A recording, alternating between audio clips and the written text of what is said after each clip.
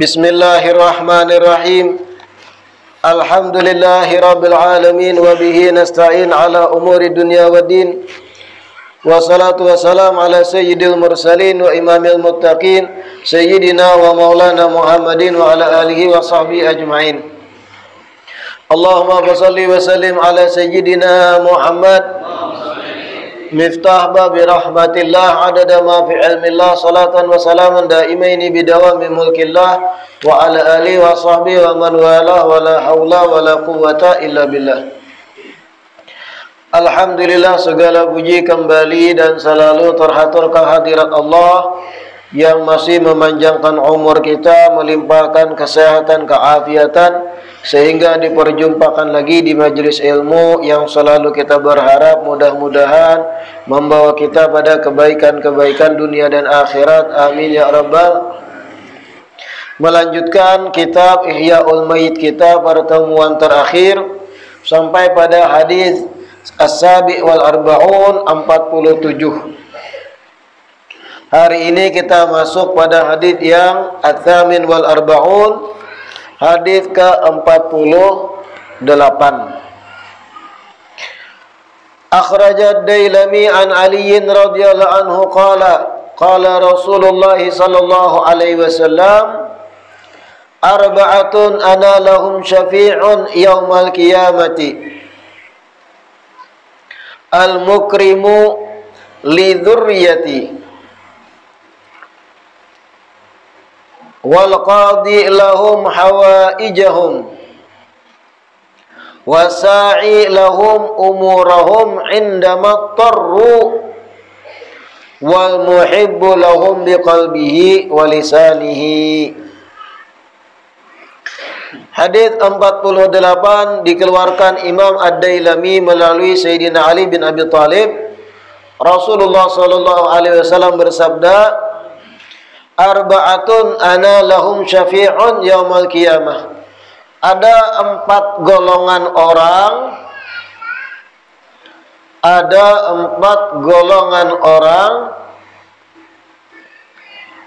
ana lahum syafi' yaumal qiyamah, yang mana aku akan memberi syafaat bagi mereka hari kiamat. Ada 4 golongan orang yang mana aku akan memberi syafaat bagi mereka hari kiamat. Al-mukrim li dzurriyyati. Yang pertama, orang yang memuliakan dzurriyyatku. Orang yang menghormati atau memuliakan dzurriyyatku, keturunanku.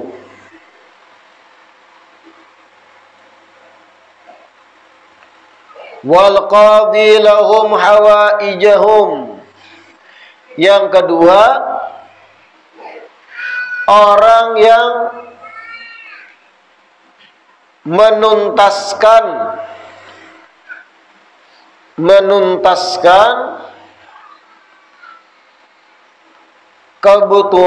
kebutuhan dzurriyyatku. Lahum dhamir kembali pada az-dzurriyyah.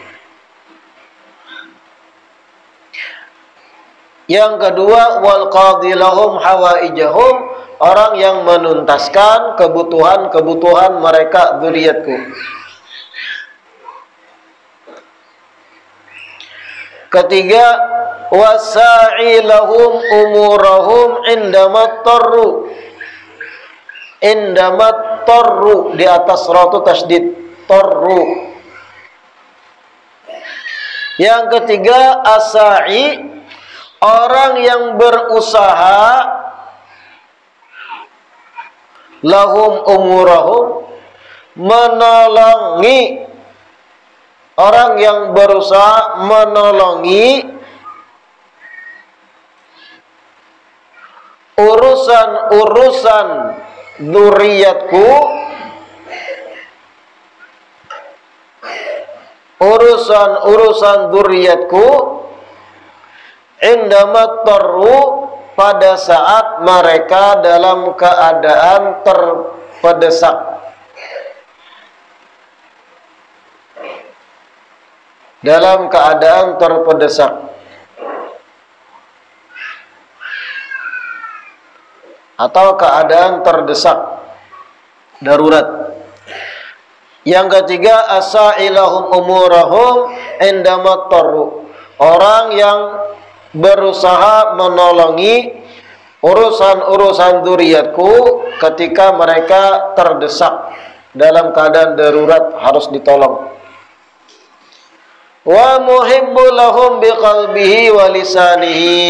Yang keempat, al-muhib lahum biqalbihi wa lisanihi, orang yang mencintai dzurriyyatku dengan hati dan lidah mereka. Orang yang mencintai dzurriyyatku dengan hati dan lidah mereka.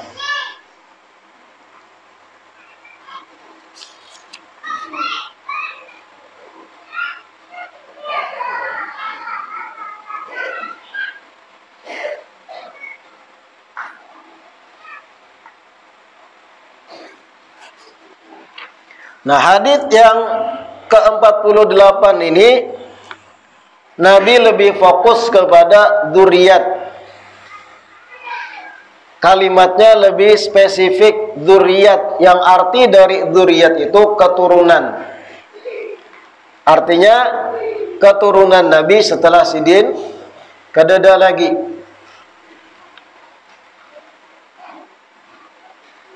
Arba'atun ana lahum syafi' yaumil qiyamah. Ada 4 kelompok manusia yang aku akan memberi syafaat baginya hari kiamat.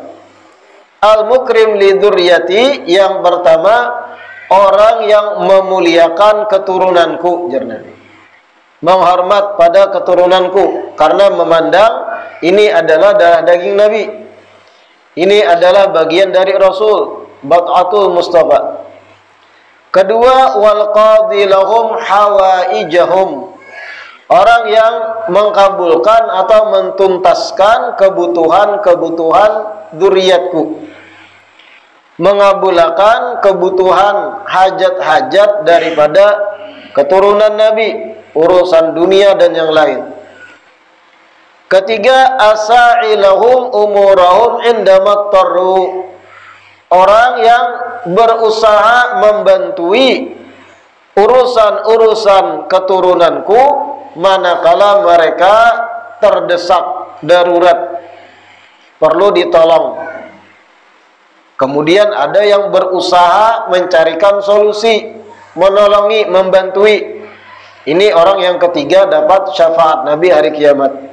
Yang terakhir, al-muhibbu lahum biqalbihi wa lisanihi, orang yang mencintai dzurriyyatku, keturunanku, biqalbihi, dengan hati, wa lisanihi, dan dengan lisan. Hati dan ilat sesuai, bukan sekadar ilat mengaku cinta ahlul bait, cinta dzurriyyat, tapi ternyata hatinya ada pengingkaran, itu belum tuntung lagi. Tapi hati dan ilat seimbang. Hadis ini di samping ada dalam kitab Ihya'ul Mait, hadis ke-48, Ihya'ul Mait Imam As-Sayyuti ini juga diriwayatkan beberapa ulama lain, semisal Auradahu Tabari fi Dzakhairil Uqba. Imam Tabari itu di dalam kitab Dzakhairul Uqbanya juga mengeluarkan riwayat ini. Wal Muttaqi Al-Hindi fi Kanzul Ummal, begitu pula Imam Muttaqi Al-Hindi fi Kanzul Ummal. Begitu pula Al-Murtada Az-Zabidi dalam kitab beliau fi Ithafis Sada Al-Muttaqin Syarah Ihya Ulumuddin. Begitu pula As-Samhudi fi Jawahiril Iqdaini juga mengeluarkan riwayat yang sama, dan semua ulama ahlu sunnah wal jamaah. Nah, ini termasuk yang menjadi perpegangan ulama-ulama kita di Banjar mulai bahari dalam memuliakan ahlul bait, memuliakan habaib dan para syarifah. Kenapa? Karena keuntungan besarnya adalah mereka yang menghormati yang meraihnya. Kenapa guru-guru bahari sangat cinta habaib di tanah Banjar, bahkan mengarahkan jamaahnya semua yang belajar lawan Bebuhan Sidin agar cinta ahlul bait? Ini sebenarnya strategi Tuan Guru Bahari agar memudahkan umat meraih syafaat Nabi. Kan para alim ulama itu tuan guru misi utama Sidin dalam mengajar dan dakwah menyelamatkan umat. Cara agar umat selamat nih banyak. Nasihati supaya ibadah, nasihati supaya taubat, nasihati dalam urusan yang sunnah-sunnah gawi, termasuk cara yang paling nyaman bagi umat agar dapat keselamatan di akhirat, memuliakan keturunan Nabi. Karena hadits-haditsnya banyak, termasuk riwayat ini dalam kitab Iyaul Bait. Ada 4 orang ya Nabi, 4 golongan. Ana lahum syafi', aku akan beri syafaat orang tuh hari kiamat. 4 orang ini, 4 golongan ini seberatan berkaitan dengan dzurriyyat Nabi, keturunan Nabi. Memuliakan dzurriyyat pertama, menuntaskan kebutuhan-kebutuhan dzurriyyat. Kemudian lagi yang ketiga, menolongi manakala sang dzurriyyat ini dalam keadaan terdesak, darurat. Yang keempat, mencintai dzurriyyat Nabi dengan hati dan lisan. Kalau ilat atau lisan aja berdua banyak, wah saya cinta, saya cinta, saya cinta. Tapi terkadang hati ada pengingkaran, ada keraguan, artinya belum seimbang. Tapi mereka yang seimbang antara hati dan ilat terhadap dzurriyyat ini yang dapat syafaat Nabi dari 4 golongan di hari kiamat. Hadits yang ke-49, al-hadits at-tasi wal arba'un.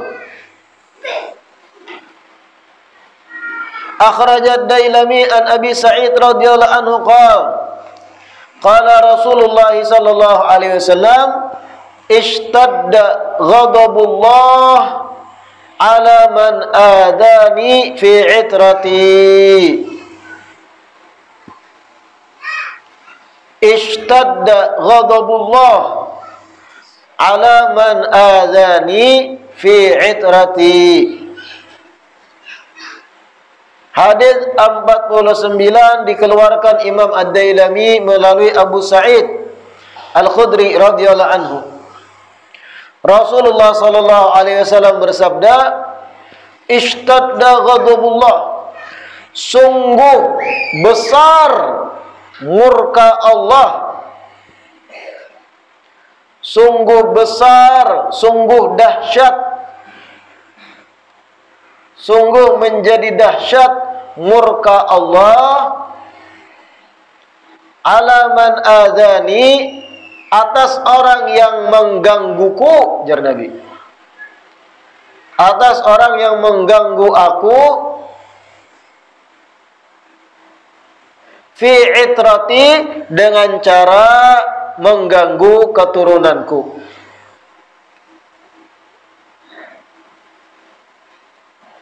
Ishtadda ghadabullah, di atas dal tasydid, sungguh menjadi besar murka Allah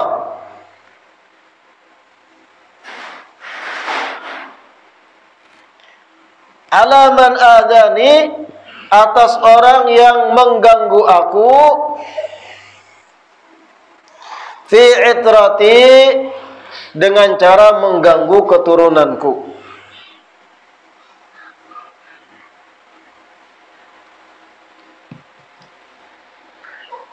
Hadits 49 ini secara kada langsung kawa dipahami, ujar Rasulullah, Orang yang mengganggu itrah, mengganggu keturunan Nabi itu sama hanya mengganggu Nabi. Dan orang yang mengganggu Nabi, ishtadda alaihi ghadabullah, murka Allah akan besar baginya.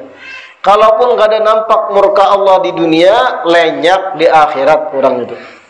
Kalaupun gak ada ditampaikan katulahan di dunia, di akhirat ia lenyap. Sungguh besar, ishtadda, dari kata syadid, bertambah dahsyat, bertambah ganal murka Allah terhadap seseorang yang mengganggu aku dengan cara mengganggu itrah keturunanku. Nah ini, amun bahari-bahari ketulahan itu nampak masih banyak kisah-kisah orang bahari. Kalau pian mau umpatin yang tua-tua nang hidup zaman bahari yang menyakiti para habaib, para syaraib, langsung muak darah.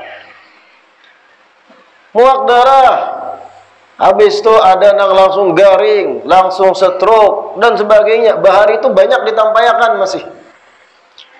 Wah, ini ada juga beberapa nangka itu. Ada yang menyambati habaib, tiba-tiba meninggal, sekarat. Ada yang berniat jahat lawan habaib, jaka kalau aku tembak habib tu mulai jauh aja. Sebelum meninggal matanya picak, rusak, habis itu hanyar meninggal. Kejadian kada jauh-jauh tuh paraknya di sini. Ada lagi yang tiba-tiba inya kena kesusahan dan sebagainya. Terjadi kasus besar bagi dirinya, kemudian ngarannya rusak. Seberatan gambaran orang yang kurang ajar terhadap keturunan Nabi. Bukan masalah inya kurang ajar lawan itrah atau keturunan, tapi secara tidak langsung inya mengganggu Nabi naga itu. Ishtadda ghadabullah, murka Allah itu jadi gana dan besar. Namun habaib sendiri, ahlul bait sendiri mulai bahari kalau diganggu orang banyak memaafkan. Kalau diganggu orang kalau pang murka ada tertawa, takurihing atau didiamakan, karena begitu yang dicontohkan oleh para ahlul bait mulai bahari. Sayyidina Husain kada kurang-kurangnya sidin, bahkan disakiti, dibantai sekeluarga, dipotong leher sidin. La haula wala quwata illa billah. Kemudian lagi imam-imam ahlul bait yang lain banyak yang disakiti, dibunuh, dipenjara dan sebagainya. Dan ternyata sejarah mencatat mereka yang menyakiti para ahlul bait di dunia kena balasan, apalagi di akhirat.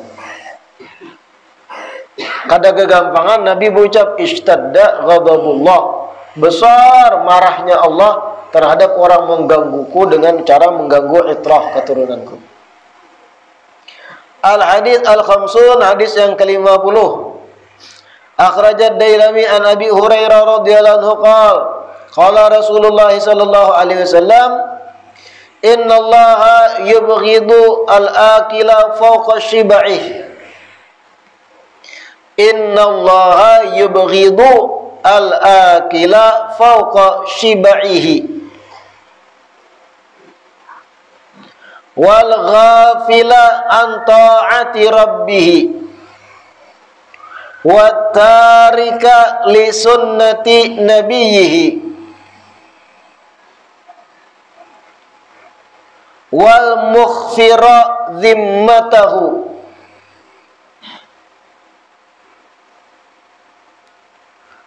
wal mubghida itrata nabiyhi wal mu'dhi jiranahu.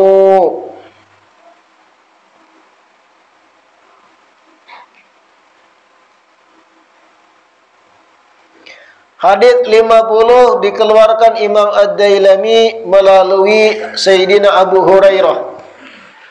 Rasulullah sallallahu alaihi wasallam bersabda, innallaha yubghidu al-akila fawqa shib'ihi. Sesungguhnya Allah marah,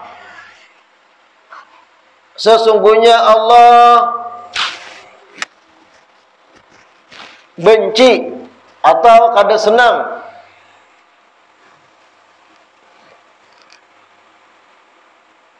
sesungguhnya Allah membenci al-akila fawqa shib'ihi, orang yang makan melebihi rasa kenyangnya.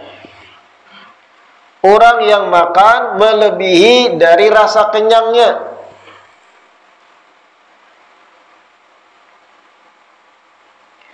Wal ghafila an ta'ati rabbih. Dan Allah benci dengan orang yang ghafila, lalai, an ta'ati rabbih, lalai untuk berbuat taat pada Tuhannya.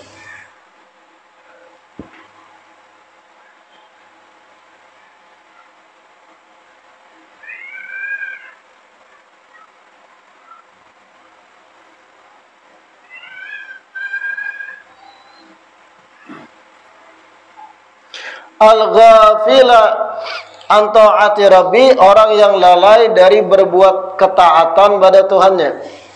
Wa tarika li sunnati nabiyhi, orang yang meninggalkan sunnah nabinya atau meninggalkan ajaran nabinya. Allah murka terhadap orang yang meninggalkan sunnah nabinya atau ajaran nabinya.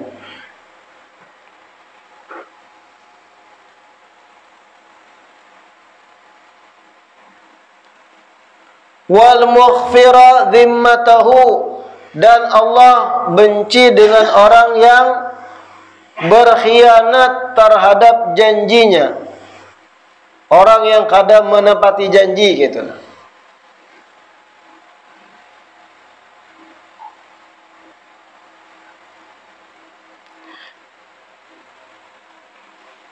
Wal mubghidha itrata nabiyhi, dan Allah pun benci orang yang membenci keturunan nabinya. Allah benci terhadap orang yang benci kepada keturunan nabinya. Wal mu'dhi jiranahu, dan Allah pun benci terhadap orang yang mengganggu tetangga-tetangganya, orang yang mengganggu jiran-jirannya.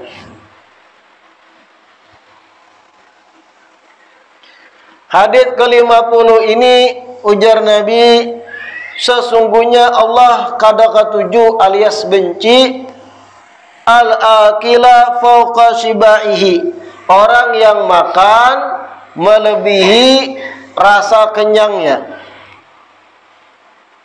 Kayak apa maksudnya orang yang makan melebihi rasa kenyang? Inya sudah kenyang, parut hibak dah makan. Inya tuh paham dirinya ini sudah kenyang.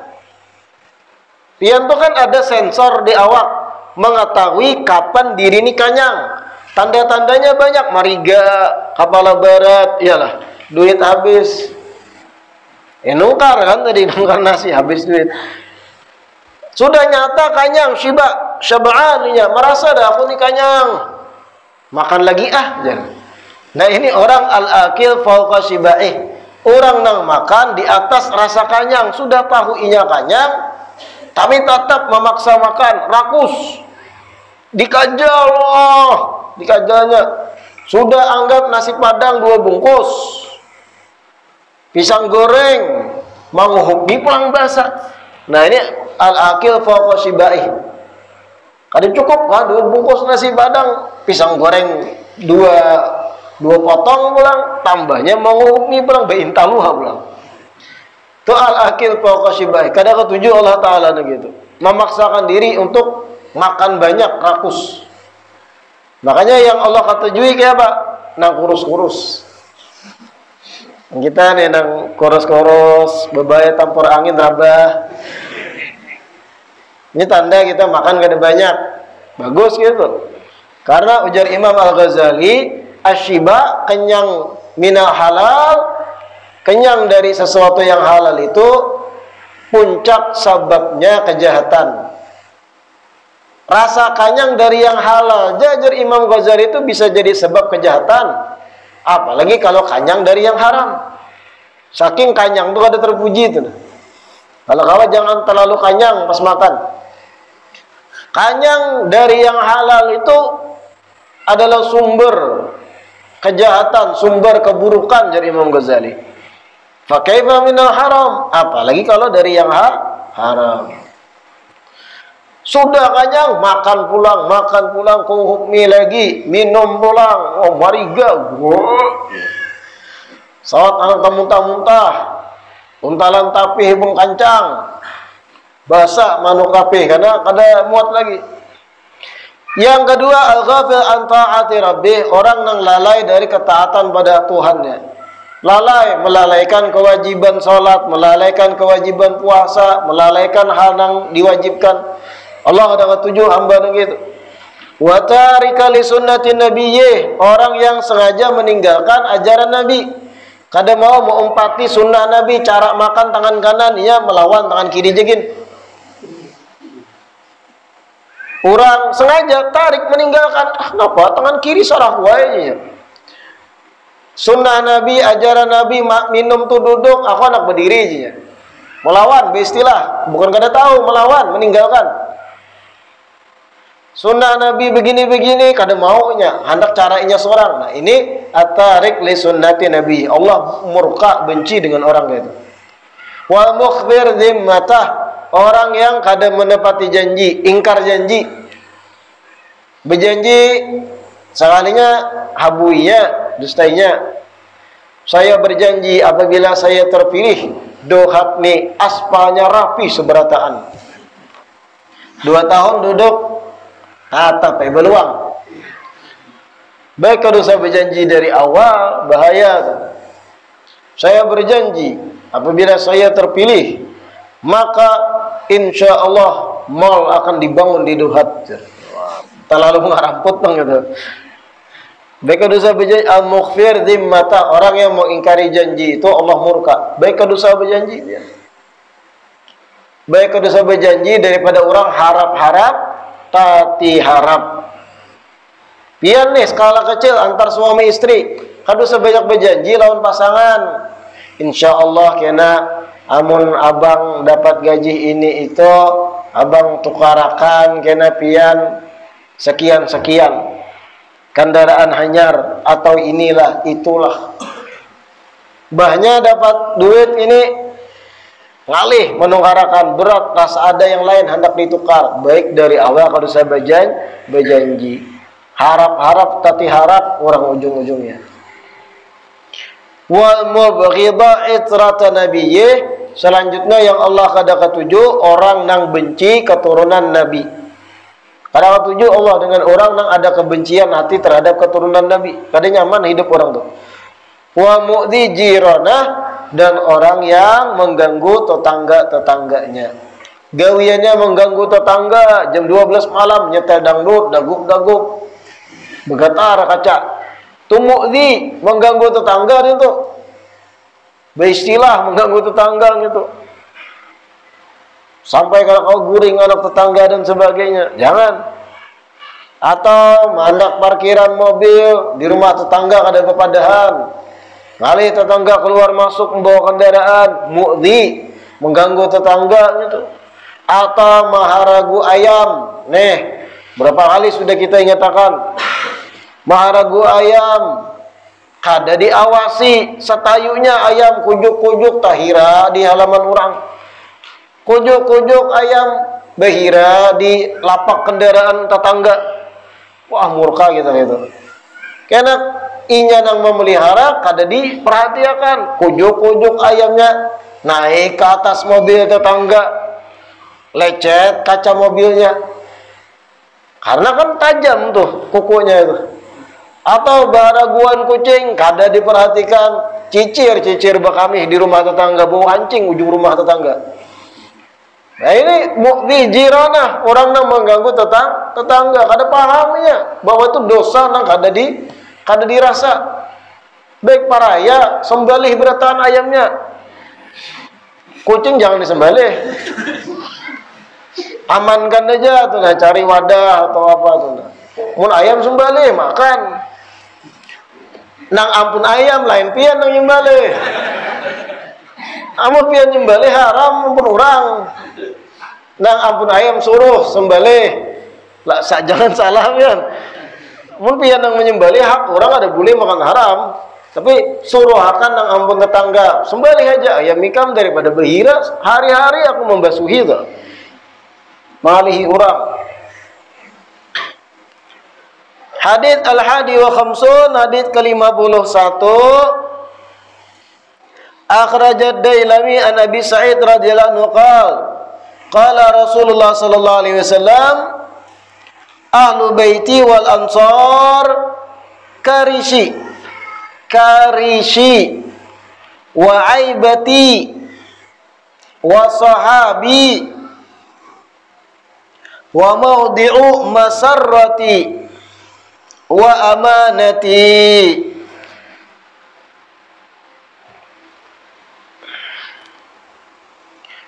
Faqbalu min muhsinihim wa tajawazu an musiihim. Nah, hadits ke-51 Imam Ad-Dailami mengeluarkan melalui Abu Sa'id Al-Khudri lagi, Rasulullah bersabda, ahlu baiti wal ansar, ahlul baitku dan kaum ansar, jar Nabi. Ahlul baitku, keluargaku, wal ansar, dan kaum ansar dari Madinah, karishi adalah orang-orang istimewa di sisiku. Orang-orang yang memiliki kedudukan khusus, khassati, memiliki keistimewaan di sisiku. Wa aibati, mereka adalah tempat dari rahasiaku.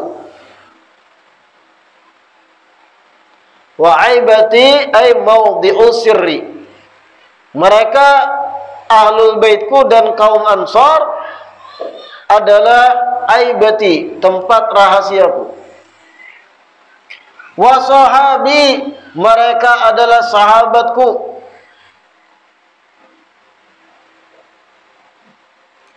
Wa mawdi'u masarrati, dan mereka adalah tempat gembiraku. Masarrati di atas ra tasydid. Mereka adalah tempat gembiraku. Wa amanati, dan mereka adalah amanahku. Titipan atau amanahku.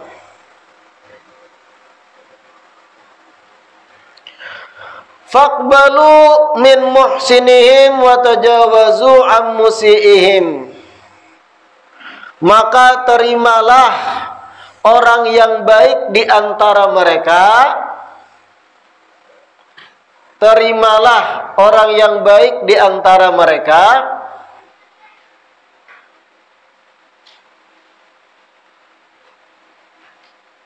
Wa tajawazu, dan maafkanlah an musiihim, orang yang buruk di antara mereka. Maafkanlah orang yang buruk di antara mereka.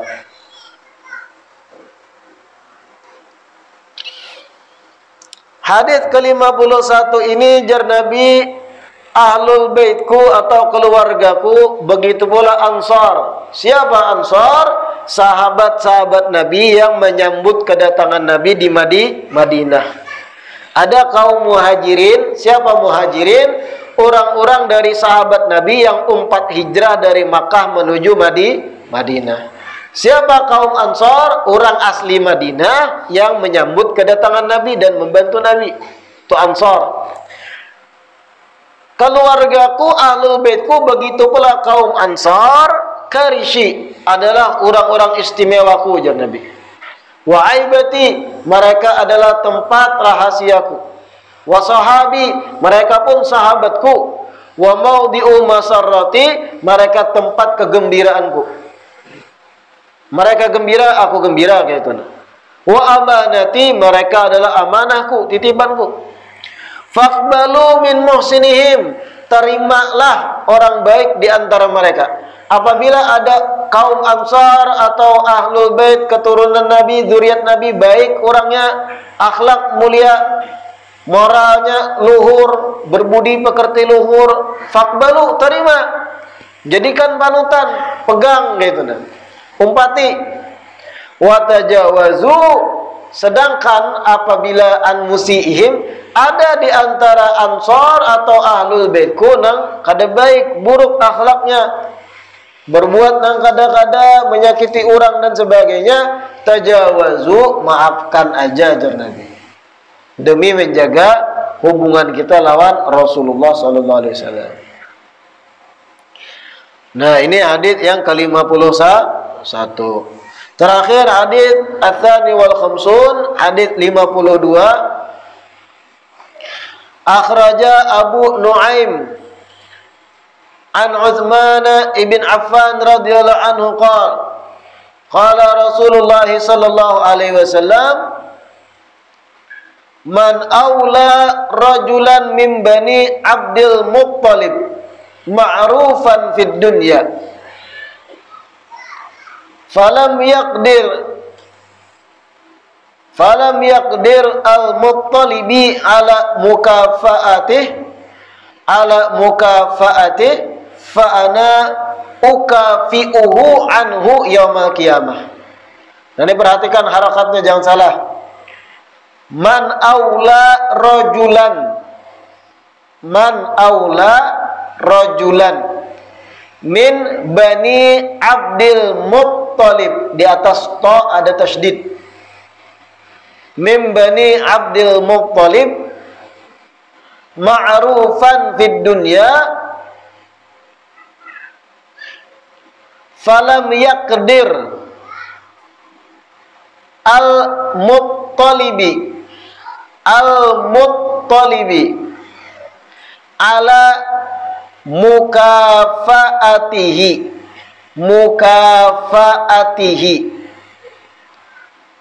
fa ana ukafi'uhu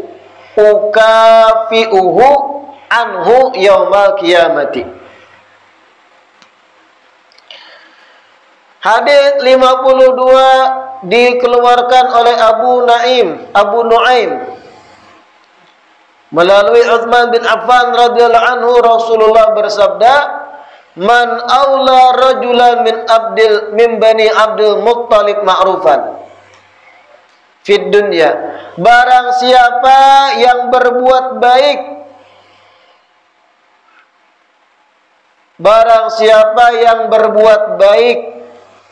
kepada seseorang dari keturunan Abdul Muttalib, kakek Nabi. Siapa yang berbuat baik kepada keturunan Abdul Muttalib di dunia, siapa orang yang berbuat kebaikan kepada keturunan Abdul Muttalib di dunia, falam yaqdir al-Muttalibi ala mukafaatihi, kemudian keturunan Abdul Muttalib ini tidak mampu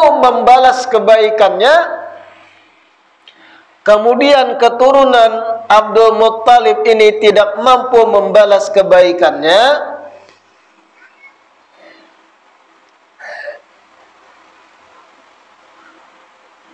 fa ana ukafi'uhu anhu yaumal qiyamah, maka aku akan mengganti untuk membalas kebaikan baginya hari kiamat. Maka ujar Nabi, aku yang akan mengganti untuk membalas kebaikan orang tersebut di hari kiamat.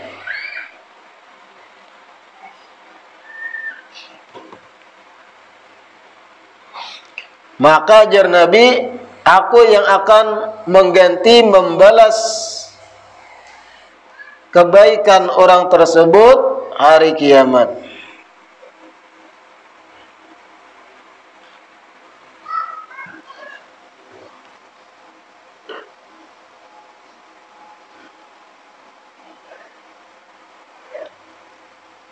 Hadits ke-52 ini Rasulullah mengatakan, siapa orang yang menolongi atau berbuat baik terhadap keturunan Abdul Muttalib. Artinya kan Rasulullah Nabi Muhammad bin Abdullah bin Abdul Muttalib. Sayyidina Abdul Muttalib ini bisi putra Abdullah, yaitu abah Nabi. Abah Nabi bisi ding sanak juga, termasuk Sayyidina Abbas dan yang lain.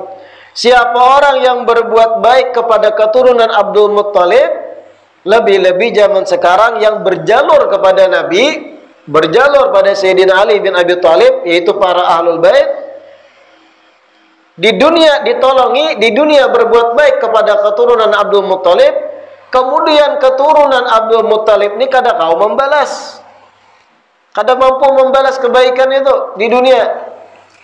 Aku yang akan mengganti membalasinya di hari kiamat, tuh Nabi. Ibarat ada seorang keturunan Abdul Muttalib, lebih lagi Habib, Sayyid, keturunan Nabi. Inya tuh sakit, apa kada bisi gawian, pian menolongi untuk membuka lahan kerja lawannya, sehingga inya kau begawi.